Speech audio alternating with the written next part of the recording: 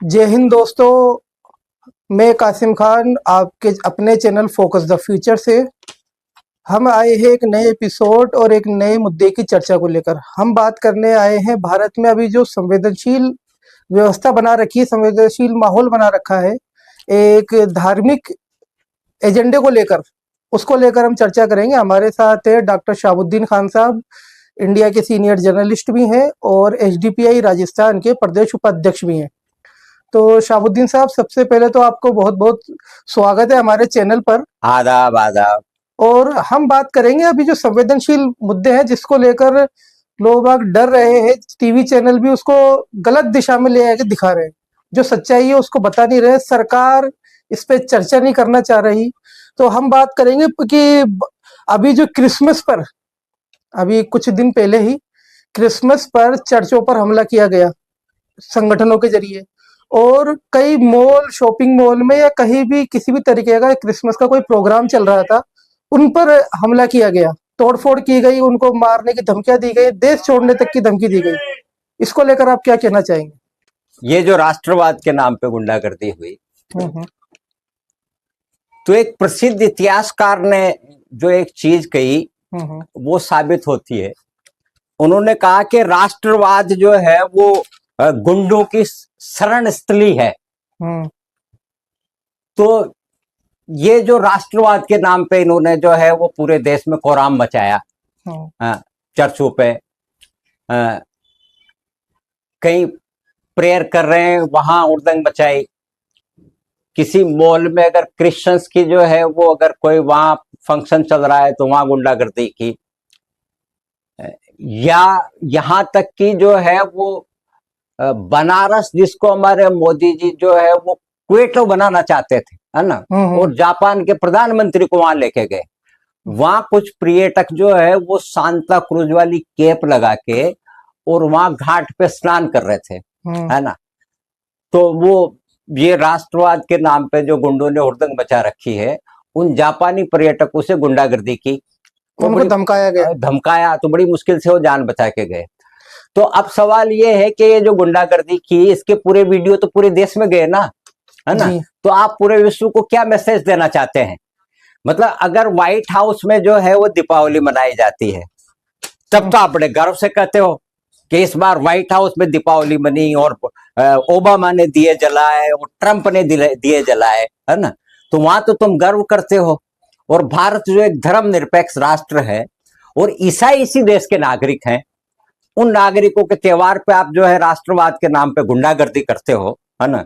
और वो भी सारी घटनाएं भाजपा शासित राज्यों में हुई, उसके खिलाफ, उनके खिलाफ कोई कार्रवाई नहीं हुई।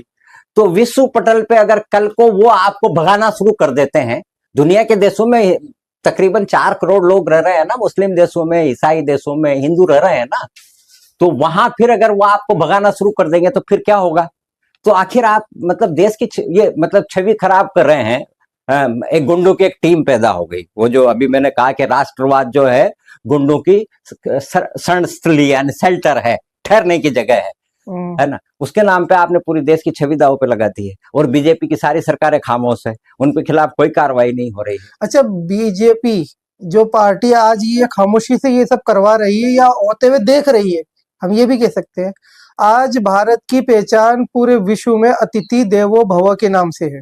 उनको बोलते हैं कि हमारे पास जो आते हैं टूरिस्ट, जो अतिथि होते हैं, उनको हमें उनका सम्मान करना चाहिए। और ये मैसेज दे के बीजेपी क्या चाहती है? क्यों इन चीजों पर रोक नहीं लगाना चाहती? देखो क्या है कि ये तथाकथित जिस हिंदू राष्ट्र की बात करते हैं, उस हिंदू राष्ट्र में इनके हिसाब से जो है वो ईसाइयों को, मुसलमानों को तो सेकंड क्लास सिटीजन बन जाना चाहिए। भाई आप के सपने पालने से तो कुछ होगा नहीं ना। देश तो संविधान से चलेगा। संविधान क्रिश्चियंस को भी क्रिसमस मनाने का संवैधानिक अधिकार है ना। जी जी, है ना। राइट टू फ्रीडम है, राइट टू फ्रीडम है ना जी। तो उनको भी अधिकार है ना। तो आप सपने पाल के गुंडों की फौज करके, जिस देश में अतिथि देवो भव माना जाता था कि अतिथि हमारा देवता है, वहां क्या मैसेज देना चाहते हैं? तो आप विश्व पटल पर भारत की छवि जो है कैसे राष्ट्र के रूप में खड़ी कर देना चाहते हैं, जो जहां अराजकता है। इस तरीके से तो हमारा पर्यटन विभाग है वो पूरी तरीके से तहस हो जाएगा। पर्यटन पे भी फर्क पड़ेगा, और वो जो 4 करोड़ लोग विदेशों में नौकरियां कर रहे हैं भारतीय, जी जी, उनकी सुरक्षा को आप जो खतरे में नहीं डाल रहे क्या? अभी कनाडा के अंदर हमला हुआ है, कनाडा में हुआ, ऑस्ट्रेलिया में हुआ, न्यूजीलैंड में हुआ, हाँ, बराबर हमले हो रहे हैं।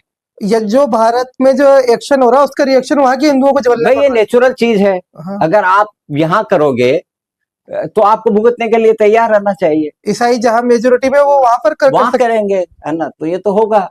ये ऐसा करना नहीं चाहिए। अच्छा, मैं दूसरा आपसे एक क्वेश्चन पूछना चाहूंगा कि बीजेपी के प्रदेश जहां जहां बीजेपी की सरकार है, जिन जिन राज्यों में, क्या वहां कानून खत्म सा हो गया है? जैसी घटनाएं घट रही है और गुंडे जो है वो खुलेआम घूम रहे हैं, है ना, उससे संशय पैदा होता है। वरना अगर सरकार, अगर कानून अगर अपना काम करे तो क्या गुंडों की हिम्मत हो सकती है खुलेआम ऐसा उपद्रव करने की, अशांति फैलाने की? तो ऐसा लगता है कि उन गुंडों को ये पता है कि हमारे पीछे सरकार है, हमारा कुछ बिगड़ने वाला नहीं है, तो एक आगों से संरक्षण है, इसीलिए गुंडागर्दी है। अच्छा, बरेली के अंदर एक घटना हुई, काफी वायरल हुई है बरेली के अंदर, और उसमें कुछ हिंदू संगठन वहां पहुंचे जिसमें से कई पढ़े लिखे युवा बताए जा रहे हैं, जो हायर एजुकेटेड लोग हैं, युवा है, बेरोजगार है। हालांकि उन्होंने 2 मुस्लिम लड़कों को चिन्हित करके इस कदर मारा कि उनको अस्पताल तक ले जाना पड़ा। देखो, आप उस घटना को समझिए आप जी, कि एक नर्सिंग की छात्रा है, वो छात्रा अपने बर्थडे पार्टी पे जो है वो अपने 10 दोस्तों को बुलाती है, इनवाइट करती है जी। उसमें लड़कियां भी होती है और उसके हिंदू दोस्त भी होते हैं। उनमें 2 मुस्लिम दोस्त आते हैं। वो जो तथाकथित गुंडे हैं वो वीडियो में आपको देखेंगे चीखते चिल्लाते हुए आते हैं, कटवा कौन है, कटवा कौन है ना। फिर जो है वो मुसलमानों छात्रों को शिनाख्त करके और पीटते हैं। पीटने के बाद पुलिस आती है, पुलिस भी लिपापोती करके उन्हीं मुस्लिम छात्रों को थाने में ले जाती है। जब मीडिया में ये घटना वायरल होती है और लड़की जब खुलेआम आके बयान देती है कि किस तरीके से मैंने मेरे बर्थडे पे मेरे दोस्तों को बुलवाया था, उसमें मेरे मुस्लिम दोस्त भी थे, है ना, और किस तरीके से कार्रवाई पुलिस नहीं कर रही है, तब जाके दबाव में फिर FIR दर्ज हुई है। और दबाव में आके ही अभी कोई लिपापोती हो रही होगी, मुझे लगता नहीं है कि कोई ठोस कानूनी कार्रवाई हुई है। तो आप इस घटना से अंदाजा लगाइए कि कल को अगर मान लीजिए मैं परिवार के मेरे किसी हिंदू दोस्त के यहाँ दीपावली मनाने चला जाता हूँ, है ना, तो गुंडे आएंगे कि यहाँ भी लव जिहाद हो रहा है। या यूं सोच के देखिए कि ईद के दिन मेरे 4 हिंदू दोस्तों की, मैं फैमिली को, मैं बच्चों के उनको यहाँ बुला लेता हूँ, तो गुंडे आ जाएंगे मेरे यहाँ लव जिहाद हो रहा है। तो इस घटना से ऐसा लगता है कि जैसे ना हम हिंदू दोस्त के जाने की स्थिति में है, ना मुस्लिम दोस्त जो है वो अपने हिंदू दोस्त के यहाँ जाने की पोजीशन में, ना हिंदू दोस्त मुस्लिम दोस्त के आने की पोजीशन में। तो ये गुंडे तय करेंगे कौन किसके यहाँ आएगा। इन गुंडों को किसने अधिकार दिया कि मेरी बर्थडे पार्टी में कौन आएगा और कौन नहीं आएगा? गुंडे तय करेंगे क्या, ये तथाकथित बजरंग दल वाले? अच्छा, तो ये मतलब ऐसी स्थिति पैदा कर दी जैसे हम मिलजुल के त्योहार नहीं मना सकते। इस देश की संस्कृति रही है कि हम दीपावली भी लोगों के मिलजुल के मनाते हैं और हमारे हिंदू दोस्त ईद मिलजुल के मनाते हैं। तो ये गुंडे पता नहीं हमारी जो सामाजिक समरसता है, जो भाईचारा है ना, इसको खत्म करना चाहते हैं। हैरानी की बात यह है कि ऐसे गुंडों पे तो इन गुंडों पे बुलडोजर क्यों नहीं चल रहा?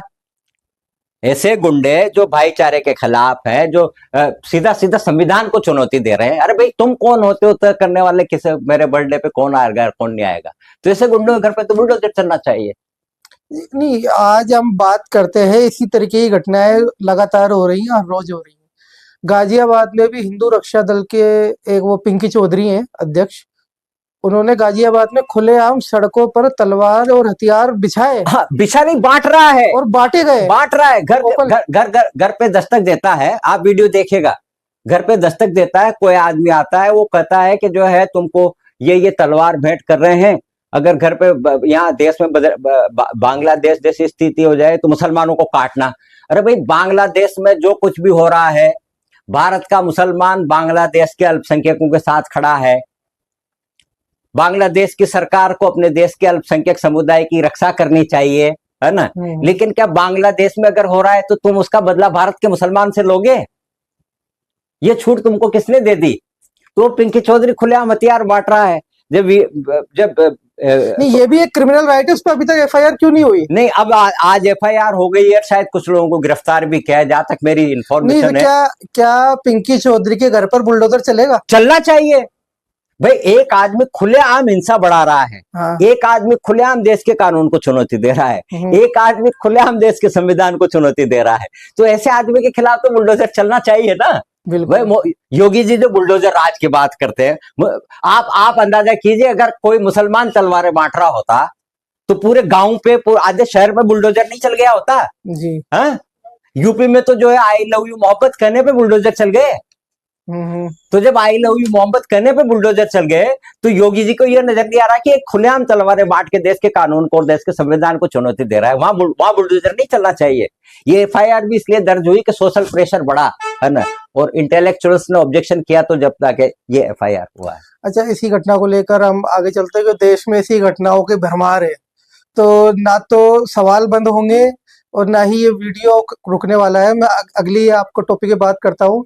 देहरादून के अंदर त्रिपुरा का एक नागरिक जो भारत का ही नागरिक है, उसको चीनी बताकर उसको इस कदर मारा गया कि हम बयां नहीं कर सकते। आप ये देखिए, ये भी ऐसी घटना है। देखिए ये घटना है 9 दिसंबर की जी, है ना।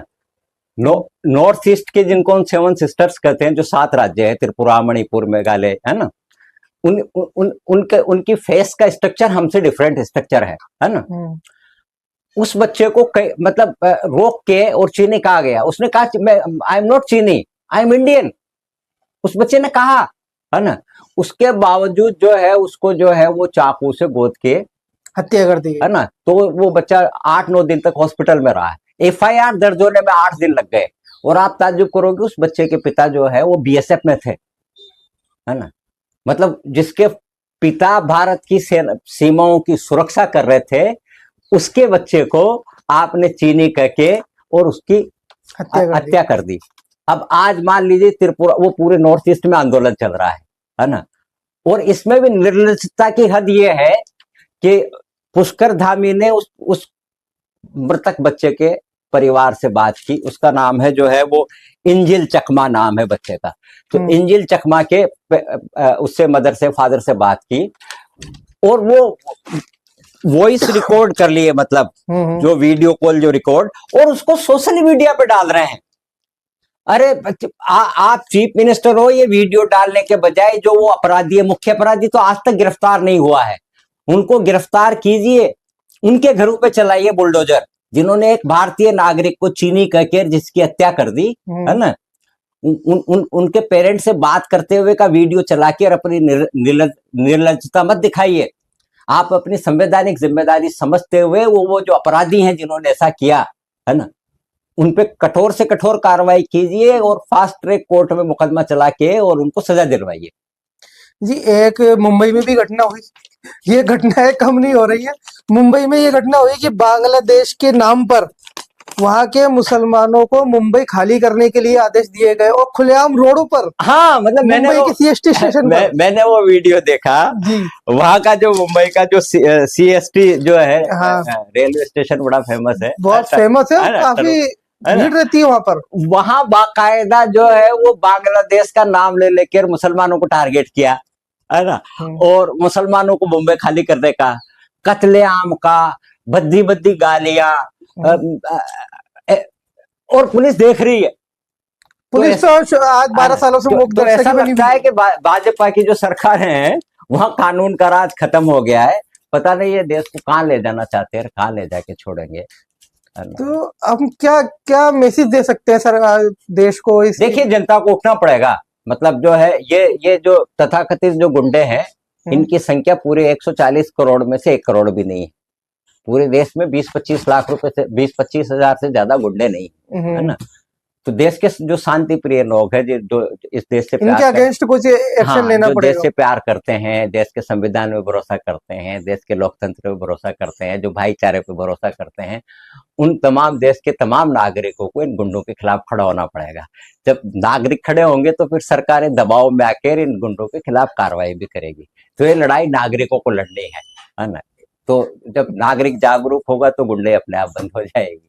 जी, बहुत बहुत शुक्रिया शाहबुद्दीन साहब, हमें वक्त देने के लिए और हमारे चैनल पर आने के लिए। बहुत बहुत शुक्रिया। ये थे हमारे साथ डॉक्टर शाहबुद्दीन खान साहब, इंडिया के सीनियर जर्नलिस्ट और प्रदेश उपाध्यक्ष एसडीपीआई राजस्थान से। अगर आपको ये वीडियो अच्छी लगी हो तो वीडियो को लाइक करें, कमेंट करें और चैनल को सब्सक्राइब करें। मिलते हैं आपसे अगली वीडियो में। शुक्रिया, जय हिंद।